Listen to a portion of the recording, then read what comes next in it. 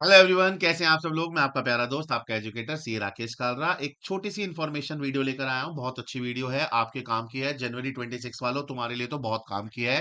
Paper आ गए बहुत नजदीक। अब ऑलमोस्ट हमारे पास 1.5 मंथ बचा है, जिसकी तैयारी शुरू करनी है हमें यूट्यूब पे। तो मैं आपके लिए एक थोड़ी सी इन्फॉर्मेटिव वीडियो लेके आऊं। तो पहले उससे पहले एक छोटी सी information. All India mock test बेटे, मॉक टेस्ट बहुत ज्यादा जरूरी है। अन अकेडमी ले रहा है आपसे free AI based mock test. MCQ based test है। सीए इंटरमीडिएट जनवरी 26 तुम्हारे लिए सबसे ज्यादा। और तुम ये टेस्ट दो, इसलिए रिवॉर्ड भी दे रहे हैं। 5 लाख तक के रिवॉर्ड है। रैंक 1 में 2000, रैंक 2 से लेके 5 तक के अंदर 1000, 6 से लेके 10 के अंदर 750 के वाउचर। 1000 लोगों को 500 वाउचर्स। आपके लिए सीए इंटर का 25 अक्टूबर का ग्रुप 1 का टेस्ट है। मॉक टेस्ट है, एमसीक्यू बेस्ड टेस्ट है, फ्री ऑफ कॉस्ट है, 8 to 9:30। इसे लेना 100%, ठीक है। और हमारे सी इंटरमीडिएट के प्लान्स आपके सामने 60% ऑफ पे अवेलेबल हैं। That is 25 October last date है। अगर अभी तक तैयारी नहीं करी है तो प्लीज इसके लिए बैच बाय कर लीजिए। कोड यूज करिएगा आरकेजी। मैं आपके पास आज स्पेशली क्यों आया हूं? मैं आपके पास आया हूं सबसे पहले कुछ एक इन्फॉर्मेशन लेके। आज बड़ी इंपॉर्टेंट इन्फॉर्मेशन है। सबसे पहले पेपर पैटर्न को लेके देखो। अभी पेपर जनवरी 26 का आ रहा है। फाउंडेशन का पैटर्न इंटर के पैटर्न से काफी ज्यादा अलग है। फाउंडेशन का पैटर्न और इंटर के पैटर्न में कुछ अंतर है, पहले समझो। हमारे फाउंडेशन के अंदर अकाउंटेंसी में किसी भी प्रकार का एमसीक्यू बेस्ड पेपर नहीं आता था। 12 नंबर के ट्रू फॉल्स आते थे। बट इंटर में ऐसा नहीं है। इंटर में पेपर 100 मार्क्स का जो आएगा ना, उसके दो अलग अलग पार्ट आएंगे, पार्ट ए और पार्ट बी। पार्ट ए और पार्ट बी आपको दोनों मिलेंगे, लेकिन शुरू के 15 मिनट के रीडिंग टाइम में ये पार्ट ए नहीं मिलेगा। ये पार्ट ए 30 मार्क्स का है। और इस 30 मार्क्स के अंदर सिर्फ और सिर्फ एमसीक्यू है। और ओएमआर शीट मिलेगी आपको, उसके अंदर गोले बनाने हैं, इसके अंदर कोई रीजन वगैरह नहीं देना। और सबसे अच्छी बात जो है, इसमें नो नेगेटिव मार्किंग। किसी भी प्रकार की नेगेटिव मार्किंग नहीं है। मतलब अगर सही होगा तो 2 मार्क्स, गलत है तो 0। नेगेटिव मार्किंग नहीं है, सबसे अच्छी बात यही है। तो 30 मार्क्स का हमारा एमसीक्यू पार्ट है। और 70 मार्क्स का हमारा सब्जेक्टिव पार्ट है। तो सब्जेक्टिव में कैसे कैसे क्वेश्चन बटेंगे और ऑब्जेक्टिव में कैसे आएंगे, मैं आपको बताता हूं। जो आपका सब्जेक्टिव है, इसमें चॉइस कोई नहीं है। ये पिछले जो 5 अटेम्प्ट हुए हैं उसके पैटर्न के हिसाब से मैं आपको बता रहा हूं कि क्या क्या आ सकता है। जैसे कि शुरू के क्वेश्चन नंबर 1, 2 और 3, अगर आप ध्यान से देखेंगे तो ये सारे 8-8 मार्क्स के हैं। और इस 8 मार्क्स के अंदर अगर आप नोटिस करें तो ये सारा केस सिनेरियो है। केस सिनेरियो का मतलब सर जी, जैसे केस स्टडी बेस्ड क्वेश्चन आते हैं ना लॉ में, वैसा सा एक केस सिनेरियो बनकर आएगा। बायबैक में से आ सकता है, अमालमेशन में से आ सकता है, कैश फ्लो में से भी आया हुआ है, सेगमेंट रिपोर्टिंग से आ सकता है, 2-3 अकाउंटिंग स्टैंडर्ड को मिक्स करके आ सकता है। तो एक क्वेश्चन बनकर आएगा, उसके लिए पूरी जानकारी देगा, नीचे 4 एमसीक्यू देगा।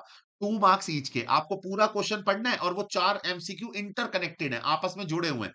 तो वो 8 मार्क्स के एक क्वेश्चन बन जाएगा। तो ये पर्टिकुलर किसी अकाउंटिंग स्टैंडर्ड से भी आ सकता है और चैप्टर से भी आ सकता है। ऐसे 3 क्वेश्चन है।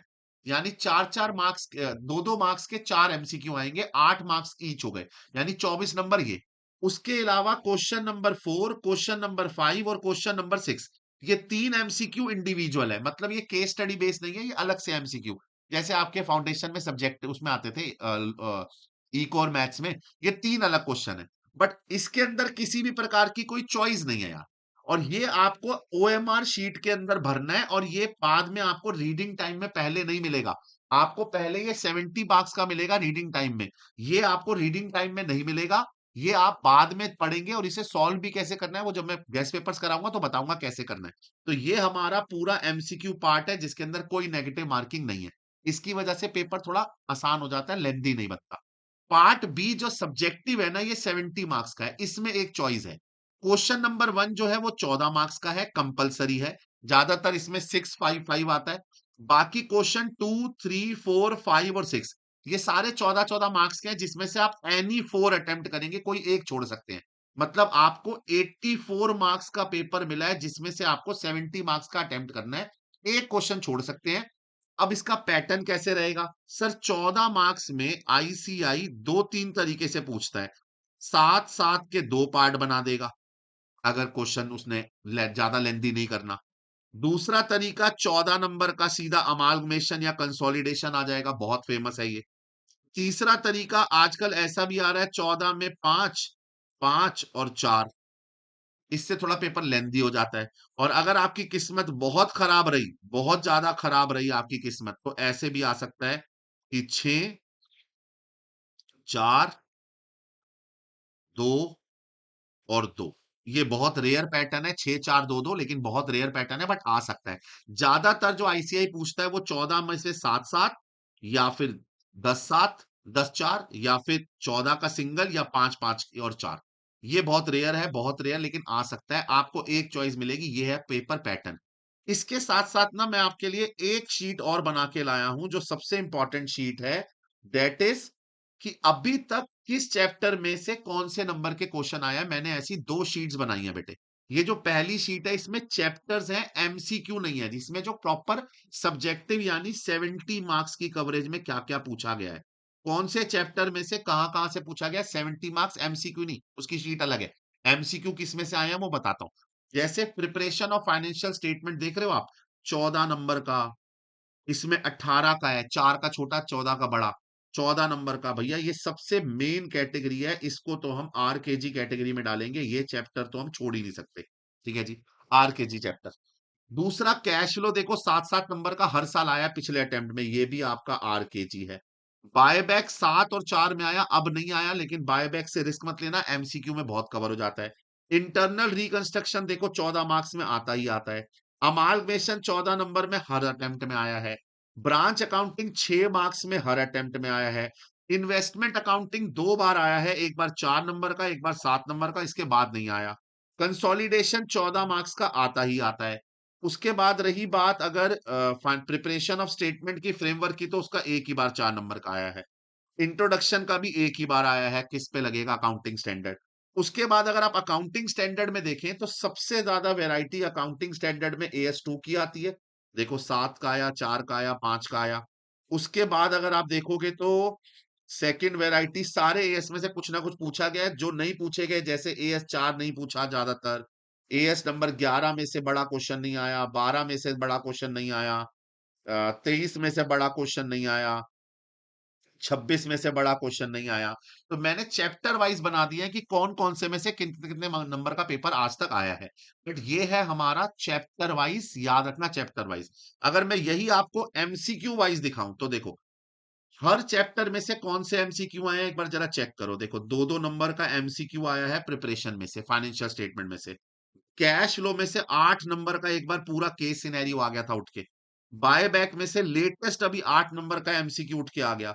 8 नंबर का केस सिनेरियो एएस नंबर 17 से उठ के आ गया। 6 नंबर का एएस नंबर 7 में से आ गया। एएस नंबर 22 में से 8 नंबर का आ गया। तो देखो कौन सा एएस रिपीट होगा हम कुछ कह नहीं सकते। कुछ चैप्टर में कवर हो जाएंगे, और कुछ कवर हो जाएंगे हमारे अकाउंटिंग स्टैंड सब्जेक्टिव में। अकाउंटिंग स्टैंडर्ड और चैप्टर दोनों में कवरेज हो सकती है। जैसे अगर आप कैश फ्लो को देखो, तो 8 नंबर का इसका एमसीक्यू आ गया डायरेक्ट। डायरेक्ट एमसीक्यू, चैप्टर नहीं आया। इससे पिछले अटेम्प्ट में 7 नंबर का चैप्टर आ गया था। तो चैप्टर में भी आ सकता है, एमसीक्यू में भी आ सकता है। तो ये जो मैंने आपके लिए शीट बनाई है ना, ये शीट से आपको एनालाइज हो जाएगा कि कौन से चैप्टर में क्या आएगा। ये सारी शीट इसके नीचे मैं कनेक्ट कर दूंगा, तो आपको आइडिया लग जाएगा कि कौन से चैप्टर में से ज्यादा वेटेज रही है अभी तक। जैसे लेटेस्ट अभी पेपर में देखेंगे, तो एमसीक्यू कैसे कवर हुए थे। फाइनेंशियल स्टेटमेंट में 2 नंबर का, बायबैक का 8 मार्क्स का, 2 मार्क्स का AS number 9, then AS number 12 4 का, 15 2 का, 16 2 का, 17 8 का, और लास्ट 27 नंबर 2 का। ये लेटेस्ट है। अगर मेरे पास मई 24 की इंफॉर्मेशन नहीं है, क्योंकि मई 24 में आईसीआई ने एमसीक्यू का पब्लिक डोमेन में नहीं आउट किया था पेपर, इसलिए मई 24 में कोई जानकारी नहीं है। लास्ट 4 अटेम्प्ट के एमसीक्यू की जानकारी है, इससे ज्यादा जानकारी नहीं है। तो आप इसको आराम से स्क्रीनशॉट ले लीजिए, मैं आपको फुल स्क्रीन दिखा देता हूं। आप इसको फुल स्क्रीन पे स्क्रीनशॉट ले लीजिए, ये लीजिए, ताकि आपको एमसीक्यू वाइज पता लग जाए कौन से में से क्या क्या लेटेस्ट आया है। ये है एमसीक्यू वाइज, और ये है आपका चैप्टर वाइज, यानी सब्जेक्टिव। ये है सब्जेक्टिव, और इससे पहले वाला जो मैंने दिखाया था वो था ऑब्जेक्टिव। ठीक है जी, एक सब्जेक्टिव एक ऑब्जेक्टिव। ठीक है जी, फटाफट स्क्रीनशॉट ले लीजिए। ये सब्जेक्टिव था, वो ऑब्जेक्टिव था। अब एक आखिरी इंफॉर्मेशन, 60% ऑफ की लास्ट डेट जो है वो बेटे 25 अक्टूबर है। लास्ट डेट 25 अक्टूबर है। कोड RKG इस्तेमाल करके 60% ऑफ ले सकते हैं। और बेटे ये डेट याद रखिएगा, 25 अक्टूबर ग्रुप 1, 26 अक्टूबर ग्रुप 2 को आपका ऑल इंडिया मॉक टेस्ट है, इसे देना मत भूलिएगा, ये सबसे इम्पोर्टेंट है। आप रैंक्स लाइए और अवार्ड भी ले सकते हैं, रिवॉर्ड्स ले सकते हैं, अमेज़न वाउचर्स ले सकते हैं, लेकिन प्लीज़ रिवॉर्ड से ज़्यादा ज़रूरी आपकी तैयारी है। 25 अक्टूबर इज़ द डेट, इसको ज़रूर एनरोल कर लीजिएगा, इसका लिंक नीचे दे रखा है, उस लिंक पे क्लिक कर लीजिएगा। ठीक है जी? Take care.